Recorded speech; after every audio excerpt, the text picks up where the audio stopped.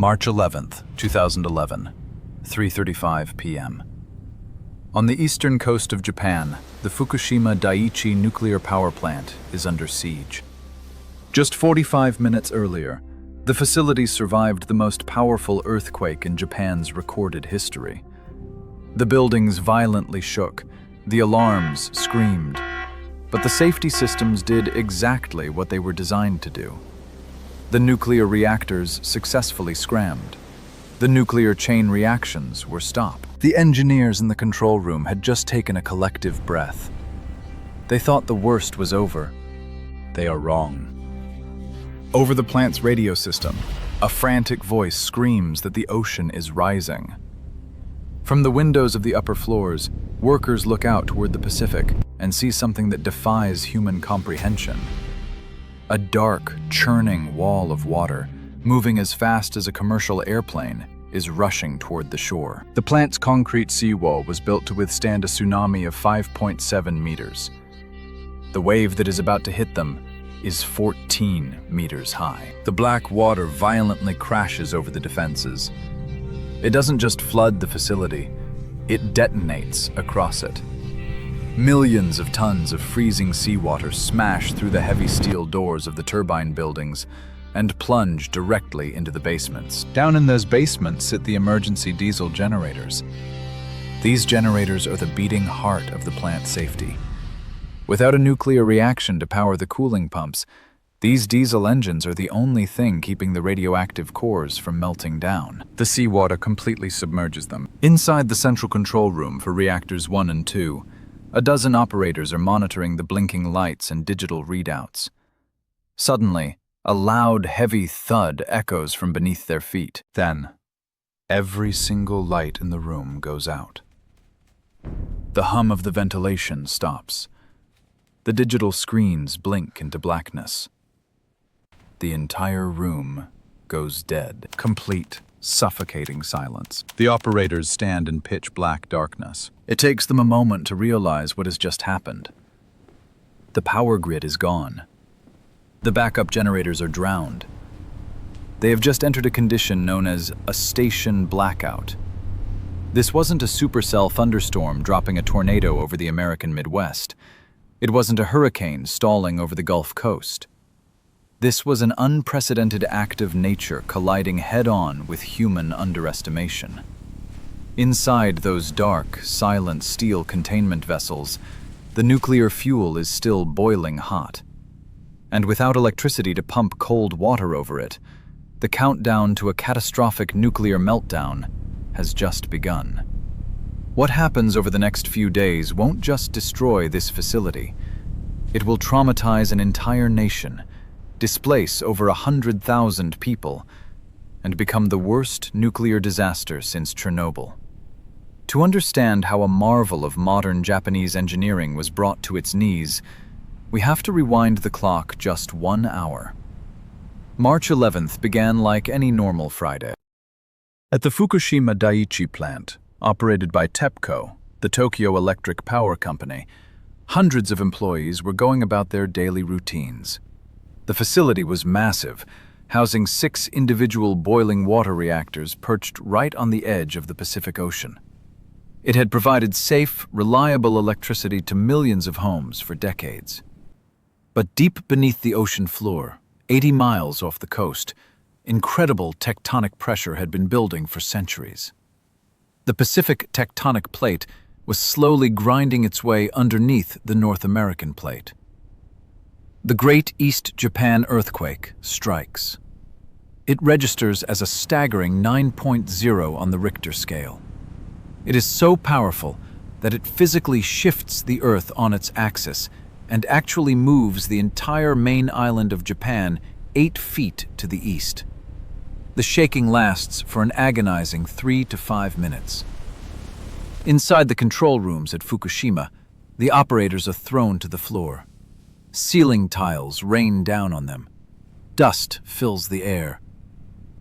But through the violent shaking, the safety protocols work perfectly. Seismometers detect the massive tremors and instantly trigger an automatic shutdown. Inside the reactor cores, heavy control rods shoot upward into the nuclear fuel, absorbing the neutrons and instantly killing the atomic chain reaction. When the shaking finally stops, the operators dust themselves off. They check the gauges. The reactors have successfully tripped. They are safely shut down. But a nuclear reactor isn't like a car engine. You can't just turn it off and walk away.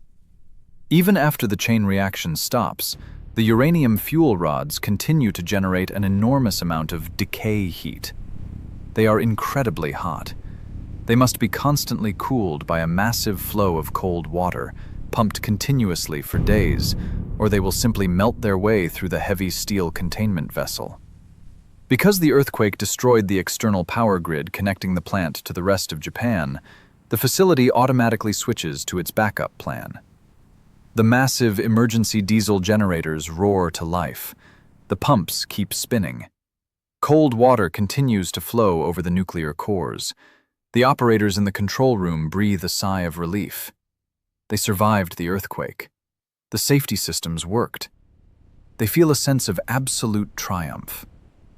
But out in the Pacific, the sudden violent upward thrust of the ocean floor has displaced an unimaginable volume of water. A massive wave has been born, and it is racing toward the coast at 500 miles per hour. When the 14-meter tsunami breaches the seawall at 3:35 p.m., the triumph turns into an unprecedented nightmare. The moment the diesel generators drown in the basements, the plant is effectively dead. Inside the central control room, Shift Supervisor Ikuo Izawa and his team are flying completely blind. They have no lights, no alarms, no computer screens. More importantly, they have absolutely no idea what the water levels are inside the reactors, or how high the pressure is building. Imagine driving a car down the highway at 100 miles per hour, and suddenly someone throws a blanket over your windshield and rips your dashboard out. That is what running a nuclear reactor in a station blackout feels like. The operators desperately need electricity, not just to run the massive cooling pumps, but simply to read their gauges. In a true testament to human ingenuity and desperation, the operators run out of the control room, down the stairs, and out into the employee parking lot. They start ripping the 12-volt car batteries out of their own personal vehicles. They carry the heavy, acid-filled batteries back up the dark stairs and frantically wire them directly into the control panels, hoping to get just enough juice to read a single dial. When the makeshift power finally illuminates a few critical gauges, the numbers confirm their worst fears. The water level inside Reactor 1 is dropping fast. Without the pumps circulating new water, the residual decay heat of the uranium fuel is boiling the existing water inside the reactor. It is turning into steam. As the water boils away, the top of the nuclear fuel rods begins to be exposed to the air. When those extremely hot fuel rods hit the steam, a terrifying chemical reaction occurs. The zirconium metal cladding that holds the uranium pellets reacts with the steam to create hydrogen gas. Hydrogen is incredibly explosive. Inside the heavy steel containment vessel of Reactor 1, the pressure is skyrocketing. It is designed to hold about 400 kilopascals of pressure. The car battery-powered gauges are now reading over 800. The vessel is acting like a massive pressure cooker, and the lid is about to blow. If the containment vessel bursts, a massive amount of highly radioactive material will be released directly into the environment. To save the vessel, they have to do the unthinkable. They have to manually open the valves and vent radioactive gas directly out into the atmosphere. Recreation or animation of men putting on heavy white hazmat suits, taping their wrists and ankles, and strapping heavy air tanks to their backs. It is now the early hours of March 12th. Plant Superintendent Masao Yoshida, sitting in the emergency response bunker on site, orders his men to prepare to manually open the vent valves. This is essentially a suicide mission. The valves aren't just buttons in the control room. Because there is no power, human beings have to physically walk into the pitch-black, highly radioactive reactor building, find the massive metal wheels in the dark, and turn them by hand. Young operators volunteer. They know the risks. They write their names on a whiteboard, say quick goodbyes to their colleagues, and strap on heavy, self-contained breathing apparatus gear. They step through the airlock and enter the reactor building. It is a nightmare. It is pitch black. The air is stiflingly hot, reaching over 100 degrees Fahrenheit. The humidity is a suffocating 100%. They have to carry heavy portable flashlights and walk through a labyrinth of twisted pipes and debris left by the earthquake. But the invisible threat is the most terrifying. Their handheld dosimeters, devices that measure radiation, begin to scream.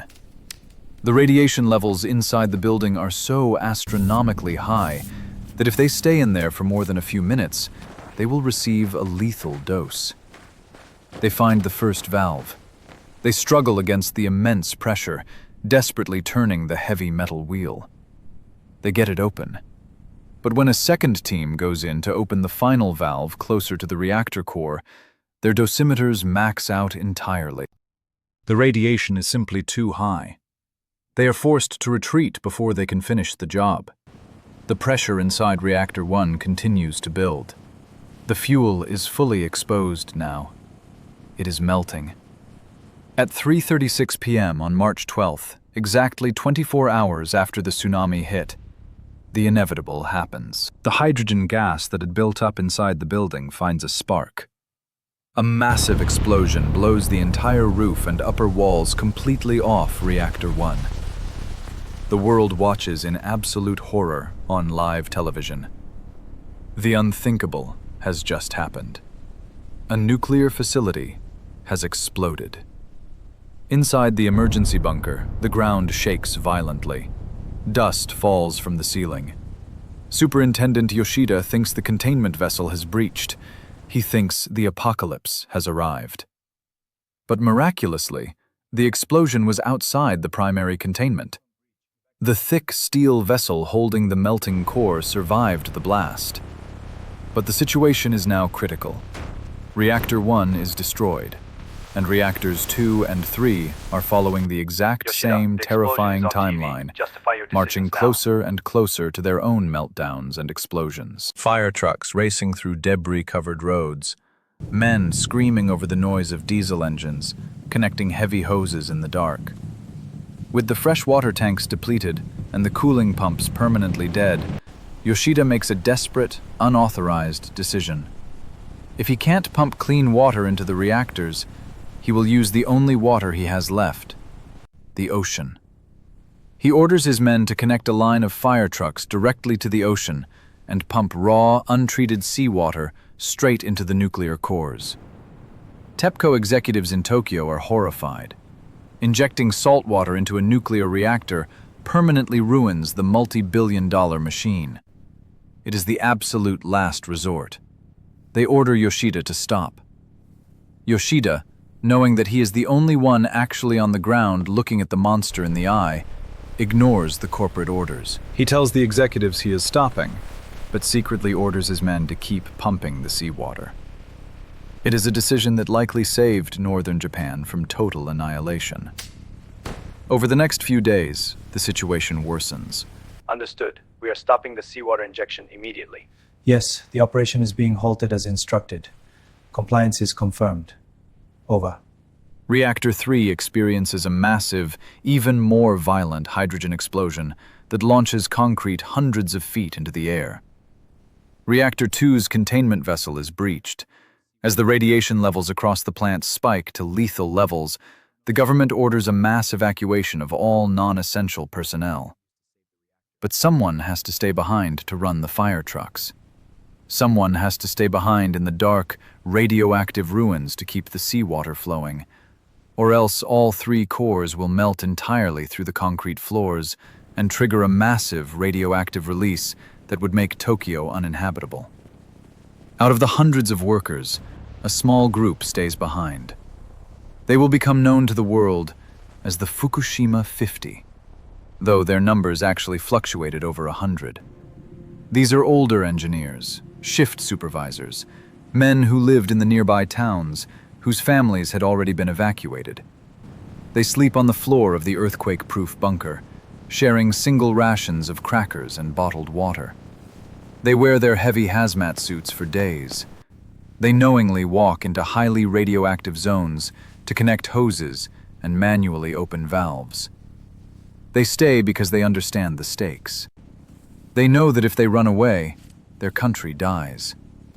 They are ordinary men, technicians and mechanics who are forced by circumstance to become the last line of defense for millions of people. While the men inside the plant battle the invisible fire, a massive human tragedy is unfolding outside the gates.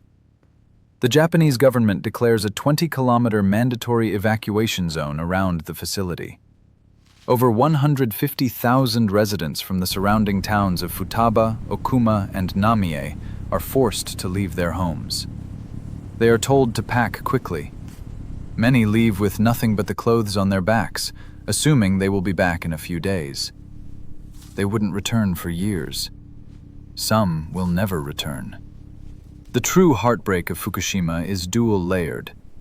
The massive earthquake and the resulting tsunami were the actual physical killers. The tsunami washed away entire coastal towns, claiming over 18,000 lives across northeastern Japan. It was a natural disaster of biblical proportions. But the nuclear disaster added an entirely different layer of profound psychological trauma. The radiation was invisible. It didn't wash away homes. It simply poisoned the land they sat on. Families were fractured. Elderly residents, forced into temporary housing away from the communities they had lived in their entire lives, suffered deeply from the displacement. Fukushima changed the global conversation about nuclear energy overnight. It exposed the danger of underestimating nature. The engineers had looked at historical data and believed a 5.7-meter seawall was enough. They lacked the imagination to fear the 14-meter wave. And when you fail to imagine the worst-case scenario, the universe has a terrifying way of introducing it to you. We often think of disasters as sudden acts of nature. A violent tornado dropping from the sky over Moore, Oklahoma. A hurricane stalling over the Gulf Coast. An earthquake shaking the ground beneath our feet. But sometimes, the greatest threats we face are the points where our own creations intersect with the unstoppable power of the natural world. When the safety nets snap. When the walls we build aren't high enough. And yet, when the absolute worst happens, when the lights go out, when the sirens scream, when the systems we trusted completely fail us, the response is always the same. Ordinary people step up. They run into the dark. They rip batteries out of their cars. They walk into invisible, deadly fires. They sacrifice their own safety, and sometimes their own lives, for people they will never even meet. Every storm eventually ends. Every floodwater recedes. But the way we stand up for each other, the way we hold each other through the absolute darkest of nights, that remains. Take care of one another. If you made it this far, thank you for being here. These stories take an immense amount of time to research, write, and edit. Every single view, like, and comment helps keep them going. So if you want to see more documentaries like this, consider subscribing and leaving a like. It genuinely makes a difference. And to everyone already supporting the channel, thank you. You're the reason these stories get told.